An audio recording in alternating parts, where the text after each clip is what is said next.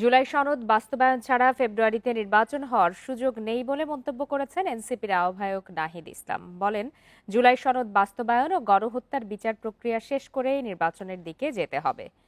Bundle থাকলে প্রতি সেনমানিতে টাকা বাঁচবে। বিকাশ সেনমানি বান্ডেল কিনে জিতুন প্রতি লেনদেনে। সন্ধ্যায় রংপুরে নেতাকর্মীদের সঙ্গে মত বিনিময় শেষে সাংবাদিকদের কাছে এসব কথা বলেন তিনি। নাহিদ আরও বলেন, এককভাবে নির্বাচনের জন্য চলছে দল গোছানোর কাজ। আপাতত কোনো জোটে যাওয়ার পরিকল্পনা নেই এনসিপির। বর্তমান নির্বাচন কমিশনের অধীনে সুষ্ঠু, অবাধ ও নিরপেক্ষ নির্বাচন নিয়ে সন্দেহ প্রকাশ করেন তিনি। তবে শাপলা প্রতীক পাওয়ার বিষয়ে আশা রয়েছে নাহিদের।